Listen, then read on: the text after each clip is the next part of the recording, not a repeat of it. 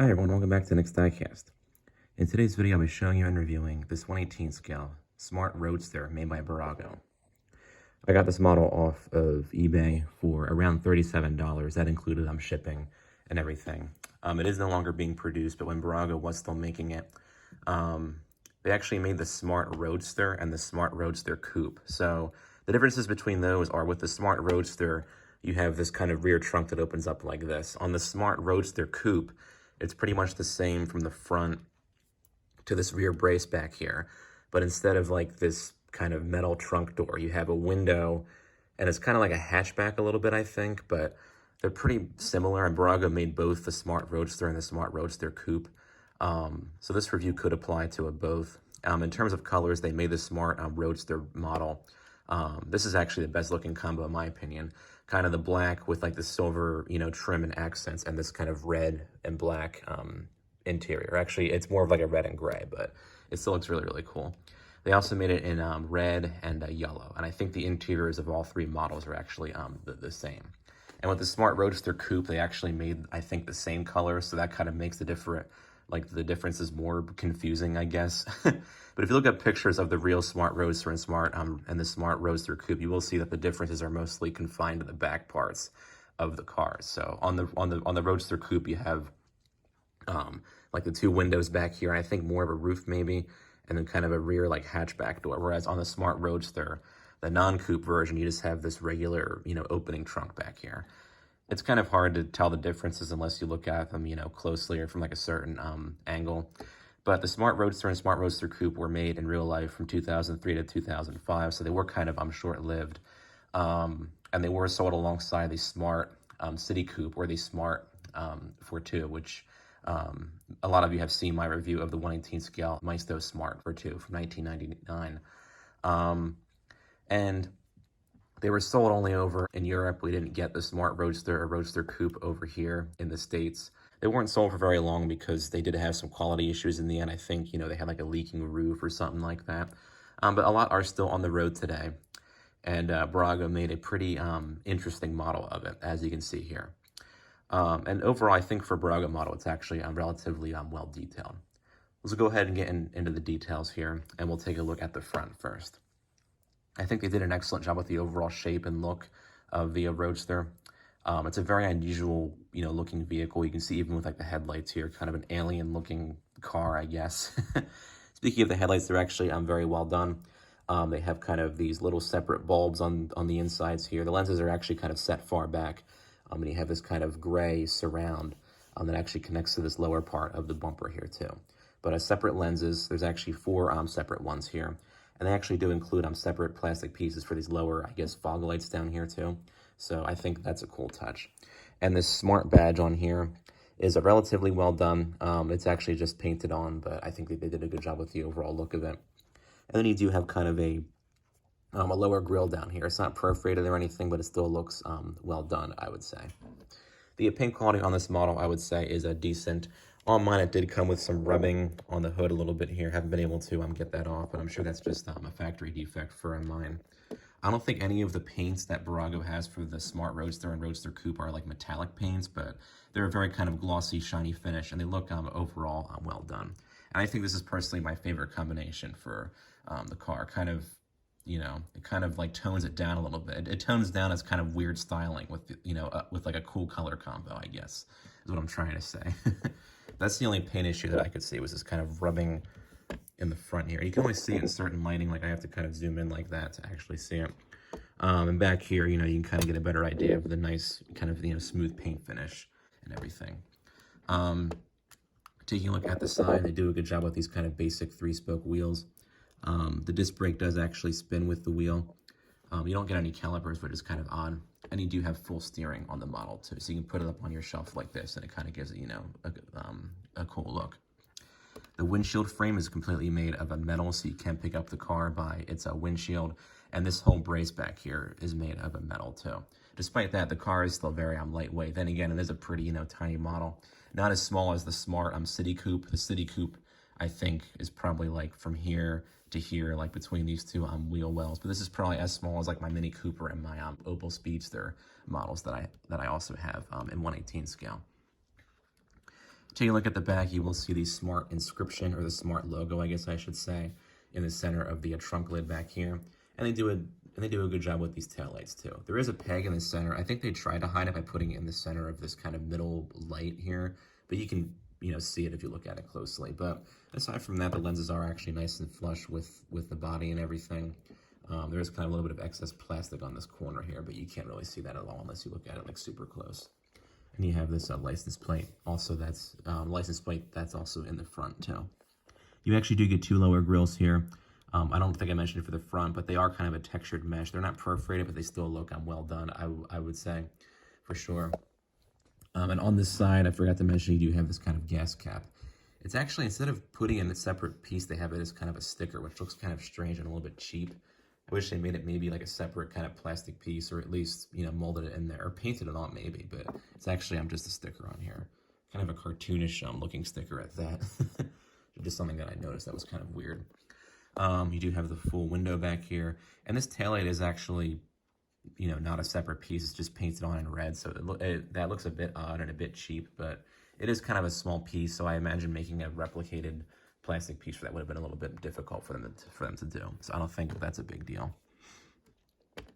The mirrors and wipers are also well made and well done. They're very sturdy. The mirrors, although they're plastic as opposed to metal, very sturdy. They're not going to, break off or bend off or anything like that. So I think that's a cool touch.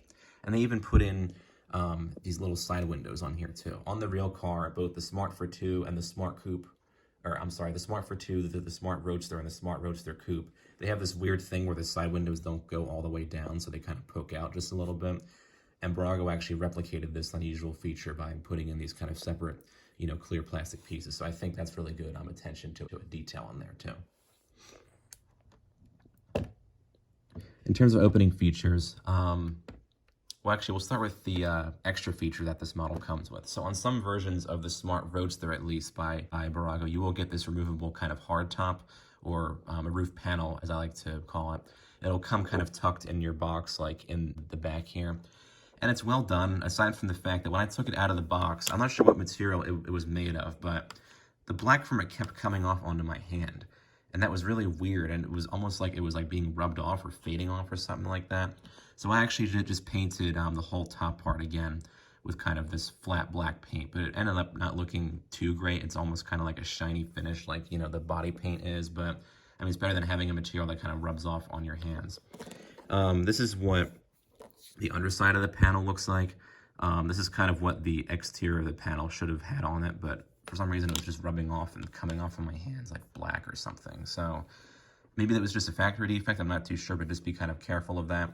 I'm not sure if all versions of this model come with this roof panel, but you'll see if you get it new in the box, it'll be kind of tucked in the back, like so.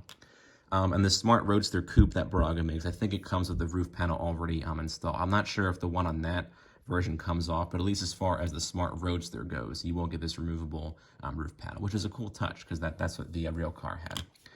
And on the real car, you did get an option of either having the removable targa top, like you see here, or having a folding roof that went into the back. So to put the roof on, you just kind of line up the tabs in the front, like that, and then kind of click it into place, like so. It kind of finishes off the look of the car, so now you do have kind of like a coupe look to it.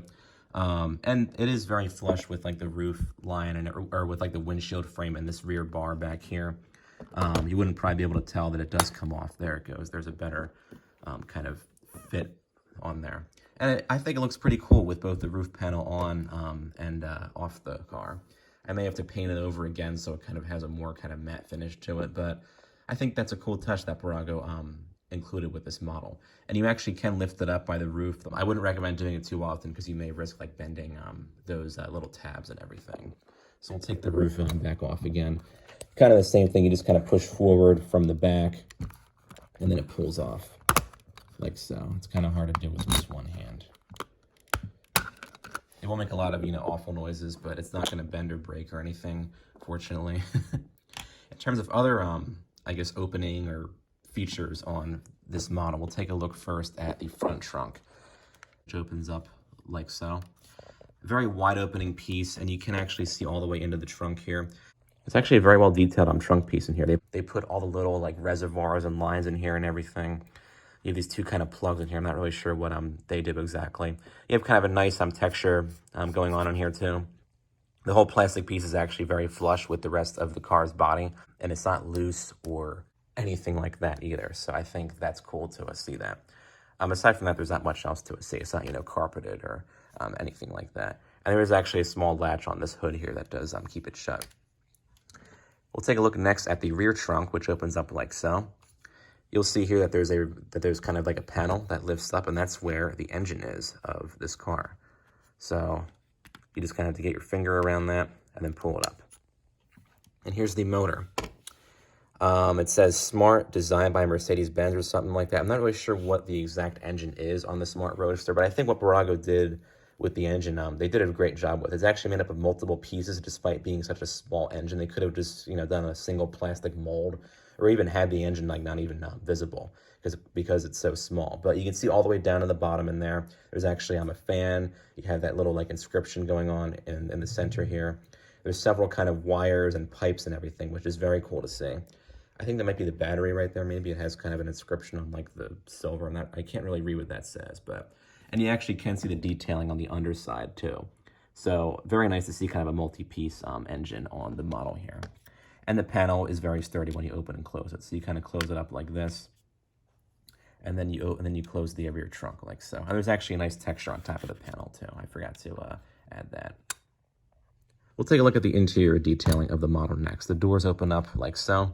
Very, kind of sturdy and tight opening doors despite being on these dog legs.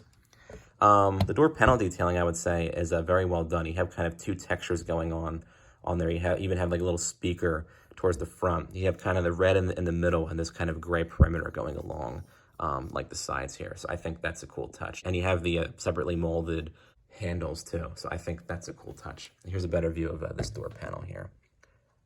Always like how they put in this kind of side window too. I think that's a really cool touch.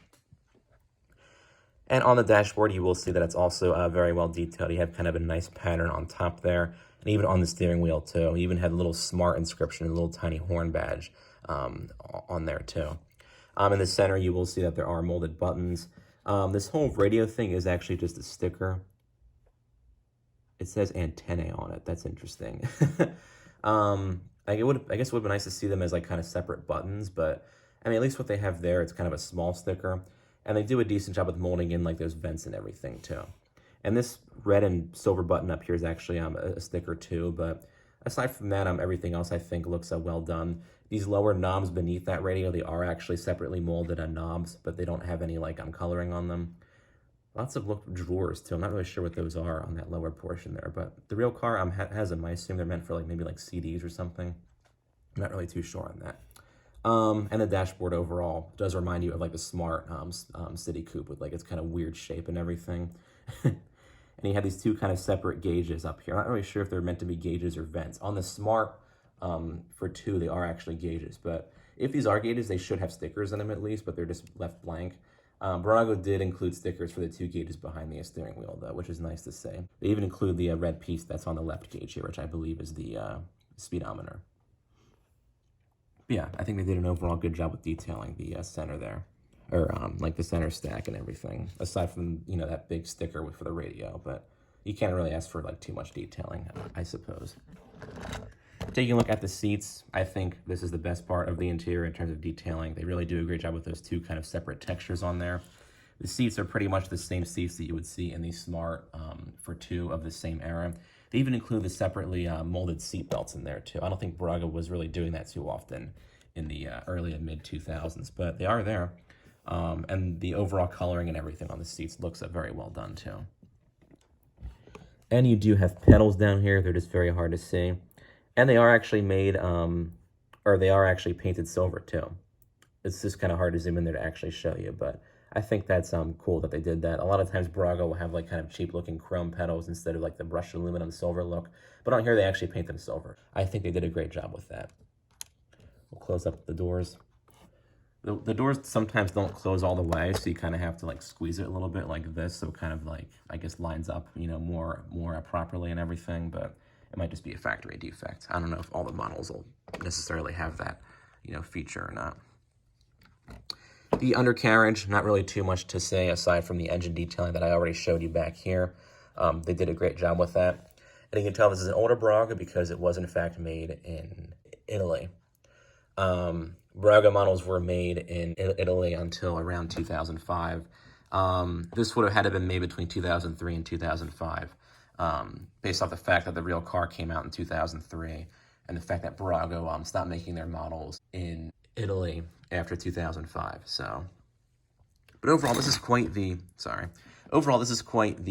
interesting model, I would say. And if you're a fan of, like, you know, these smart cars or the smart brand in general, I think this would look good if you already have like the Maisto Smart City Coupe, like I do. They really look good together. I do have pictures on my Instagram page of both models together on this exact desk here, so go ahead and check that out. It's Nick's Diecast page. But overall, if you can find this model for a good price, I would say definitely get it.